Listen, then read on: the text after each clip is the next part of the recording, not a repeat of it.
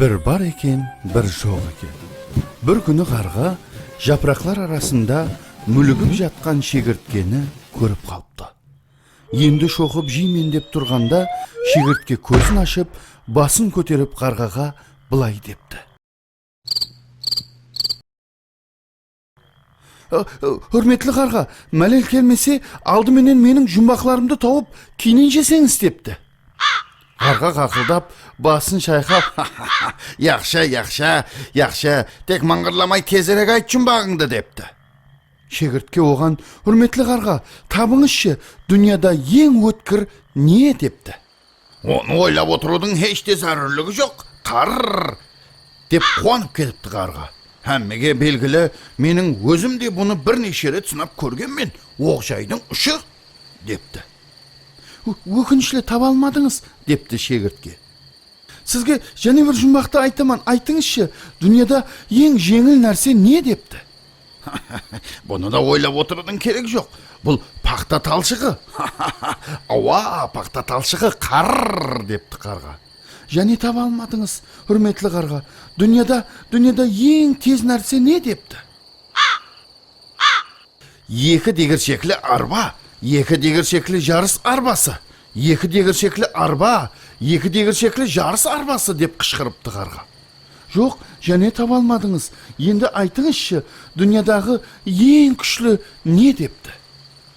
Ең күшлі болған ойланып отыруға қажет жоқ. Ол жолбарыс. Ешқандайда, ең ауыры ше. Жер, біздің жер. Ашуланып қаңғылдапты қарға. Жоқ, басқа нәрсе деп жауап беріпті шегіртке. Қарға жұмбақларды таба алмағанына шегіртке қуанса, қарға қаттыға ғазепленіпті. Ол ғазептен және де күйініп кетіпті. Қарға аспанға ұшып, шегірткеге жоғарыдан hüjüm етпекші болыпты. Шегіртке оның ниетін сезіпті. Ол жоғары дәрежелі қарғаға жалына басылапты. Бірге қазыға барайық, ол кім хақ, кім нахақлығын айтып береді депті шегіртке. Қарға бұлған көніпті. Олар қазының алдына барыпты. Қарға бірінші болып қазыға барлық болған уақияны айтып беріпті. Сөз кезегі шегірткеге келіпті. Ал шегіртке болса, ұлы дәрежелі қазы, депті. Мені қарға жемекші еді, мен оған егерде жұмбақларымды тапсаңыз, жей қойын дедім. Бірақ қарға бірде-бір жұмбағымды таба алмады депті. Енді өзіңіз ойлап көрің, ақыры дүниядағы ең өткір ақыл, ал жеңілдің жеңілі hüjdan, ең тез нәрсе пікір депті. Күшлілердің күшлісі даналық һәм адалдық, ең ауырлары жинаятшының қалбі екені белгілі ғой. Өтініп сұрайман ұлы дәрежелі, енді кім хақ, кім нахақлығын салыстырып көрің. Қазы біраз ойланып тұрыпты да, кейінен басын көтеріп былай депті.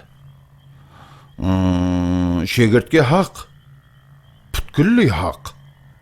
Сіз қарға ұтылдыңыз депті. Солай етіп қарға пұшайман жепті. Бірақ соннан берлі қарғалар шегірткелерге өш болып қалыпты. Қарға шегірткені енді көруменен ақ шоқып жеуге асыға тоңқысайды.